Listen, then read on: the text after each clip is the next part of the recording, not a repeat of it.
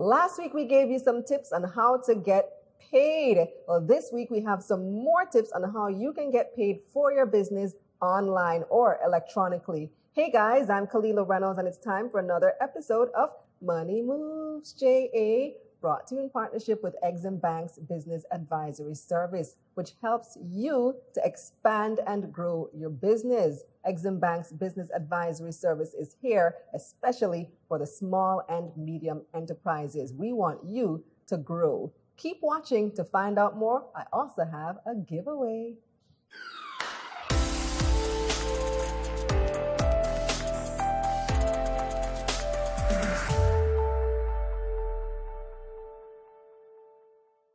Now, before we start, make sure you like this video, subscribe to this channel, and follow me at Kalilahrey and at Exim Bank JA on Instagram in order to be eligible to win our big prize at the end of the episode. And of course, if you find anything useful, make sure you share with a friend. I'm joined now by financial blogger Jillian Jackson. Check out financialsensibility.com, since CENTS. She's also a senior business advisor. Welcome back, Jillian. Thanks for having me, Kalilah. So let's just do a quick recap from last week. You spoke about 3 ways that you can accept payments for your business. Those are mobile money, online transfers, and cardless deposits at the ATM. Right. So tell us some more ways we can accept money for a business. We can get paid. Okay, another way that small businesses can tell their customers how to send payments to them, rather, is to use the Dropbox. So most banks will have a Dropbox facility where it's a machine. It looks like a box, just as the name describes. And it has envelopes. It's completely self-serve. So you just go into the area with the Dropbox. You take an envelope, you write the information on the envelope, on the front of the envelope, who needs to get paid, what their account number is, and a brief description of the transaction. And I recommend that you fill in all 3, especially the description, so the person that you're paying knows that it's from you. And I recommend to put your name, so it's easy for them to say, okay, well, this payment came from John Doe. So when you do that, tell your customers to do that. Tell your customers, right? So I'm going to recap what you should tell your customers when you're sending out invoices to them. You can use the envelope, you put the money in, and you tear off a piece of the envelope. The envelope has a perforated piece. You tear it off. You drop the money in the box. It has a slot. You drop the money in, and then you use the piece that you tore off as your receipt. So it's stamped. The box has a mechanism that it stamps the receipt, and then you have that as your receipt that you made that payment. And you should also include your phone number on it in case something went wrong and the bank is trying to, because what they'll do is that they'll take all of those payments at the end of the day and they'll process them. So it's a little bit less taxing on them than having the customer standing in front of them. They can process it after work or when things are a little bit slower. So you can deposit cash at the Dropbox? Cash. I thought it was only checks. No, you can deposit cash and checks at the Dropbox. And you just make sure you get your receipt so that if anything goes wrong and there's no record of the payment, you have your receipt and it's stamped with the date and the time that you made that transaction, that you did that transaction. So many banks have that option. So that's Dropbox. Yeah. What else do you have for us, Jillian? I'm liking this. I'm taking notes. There's one payment. It's not a traditional payment, but it's a remittance option. So if you have persons that are paying for something overseas, there's something that you can do called a money transfer card. There's one company I know that offers it, that's JN Money Transfer. You can send money from overseas and it goes directly to a card.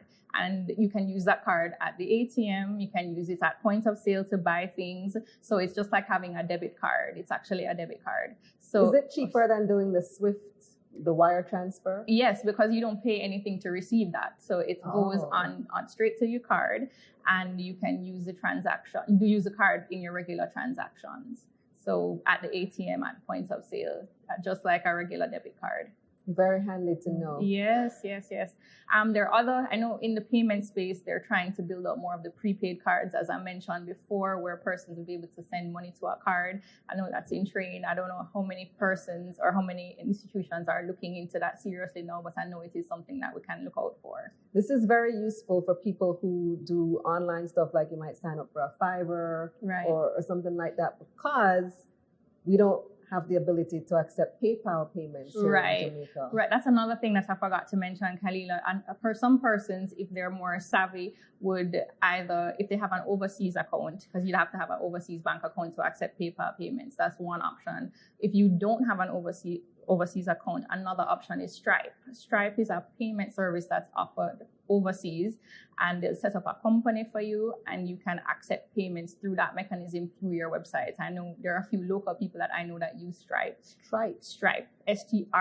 Like Red Stripe. Like Red Stripe, right. So you can they will set up a company for you. You pay a fee. Set up a company for you in Delaware because they have tax benefits by doing it there.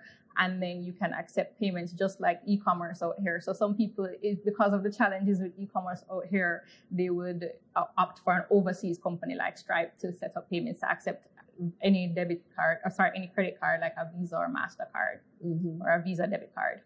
So if you have a U.S. account, Jillian, yes, there are other ways that you can benefit and you can accept payments and make payments abroad, right? How can you do it? Right. So the more expensive way, of course, is to do the wire transfer. You could wire transfer it from your account here to your account over there. That costs a lot, as I mentioned before. It's $3,000, and the buyer and the sender and the receiver both have to pay. So there's another option that I use, or that I know persons use. It's called, you can do check deposits by an app.